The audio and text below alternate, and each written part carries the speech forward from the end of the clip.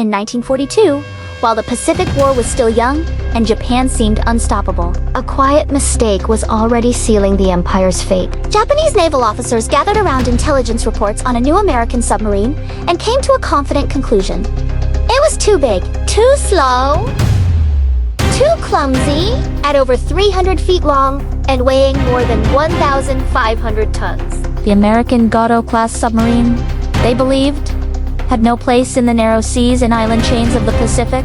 What they did not know was that this very submarine would soon begin choking Japan's empire to death, one cargo ship at a time. Before we go further, if you enjoyed deep, story-driven World War II content like this, take a moment to like the video and subscribe to the channel. This is WorldWarTwoOffical, and your support helps us keep sharing powerful and lesser-known stories from the war. At the beginning of World War II, Japan was confident in its naval doctrine. Its admirals believed wars at sea were decided by dramatic surface battles between fleets of battleships and cruisers. Submarines, in Japanese thinking, were supporting weapons. They were meant to scout ahead, ambush enemy warships, or weaken the enemy before the main battle. Hunting merchant ships was considered dishonorable and strategically unimportant.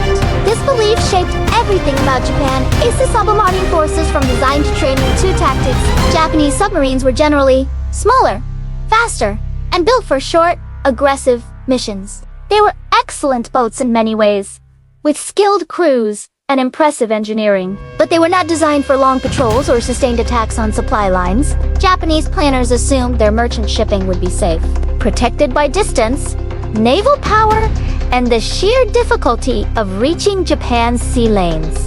Then came the American Gato-class submarines. Designed before the war but deployed in large numbers after Pearl Harbor, these boats were built with a completely different philosophy. They were large because they needed to be. The Pacific Ocean was vast, and American submarines had to travel thousands of miles just to reach their patrol areas. They needed fuel, food, spare parts, and torpedoes for weeks or even months at sea. Comfort mattered too. Air conditioning, refrigeration, and extra space helped crews survive the brutal heat and long missions. When Japanese intelligence officers studied captured reports and photographs of the G8, they saw size as a weakness. A big submarine, they believed, would be easier to spot, slower to dive, and less agile in shallow waters. Compared to Japan's sleeker boats, the Gato-class looked like a blunt instrument. The conclusion seemed obvious. The Americans did not understand Pacific warfare. What Japan failed to see was that the Americans were not trying to fight the same war. The United States did not need submarines to support a decisive surface battle. It needed submarines to wage a long, grinding campaign against Japan's economy. Japan was an island nation with very few natural resources. Oil came from Southeast Asia. Rubber came from Malaya. Food and raw materials crossed the sea every day. Cut those sea lanes, and Japan would slowly starve. Early in the war, American submarines struggled. Faulty torpedoes ran too deep or failed to explode. Crews lacked experience. Patrols were often frustrating and dangerous. Japanese anti-submarine defenses, while not perfect, were enough to maintain confidence. Many Japanese commanders still believed the American submarine threat was exaggerated. But quietly, steadily, things began to change. American submariners adapted. They tested torpedoes, identified defects, and forced fixes. Tactics improved. Crews learned how to attack at night, how to slip through escorts, how to strike and disappear.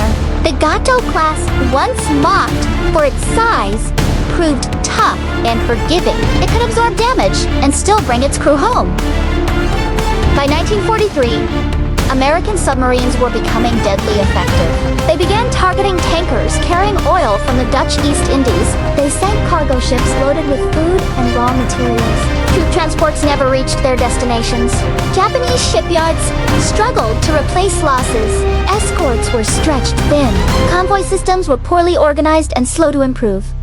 The psychological impact was enormous. Japanese merchant sailors knew they were being hunted. Routes that once seemed safe became killing grounds. Every sinking reduced Japan's ability to fight. Factories slowed. Training flights were canceled to save fuel. Warships stayed in port, unable to operate. By 1944, the results were undeniable. American submarines, many of them Gato-class boats once dismissed as clumsy, had sunk more than 5 million tons of Japanese merchant shipping. Oil imports fell to catastrophic levels. In some months, Japan received less than 10% of the fuel it needed. Civilian rationing grew severe. Hunger became common. The economy was collapsing from the inside. Admiral Mutoyoda, one of Japan's most senior naval leaders, later acknowledged the devastating truth. American submarines had accomplished what Japan's powerful surface fleet could not. They had severed the lifeline of an island nation. Battleships and carriers had fought dramatic engagements, but it was the unseen war beneath the waves that decided Japan's fate. The irony was bitter. Japan had built some of the world's most powerful battleships, weapons meant to dominate the seas. Yet those ships often sat idle for lack of fuel. Meanwhile, the submarines Japan had underestimated were destroying the very foundation of its war effort.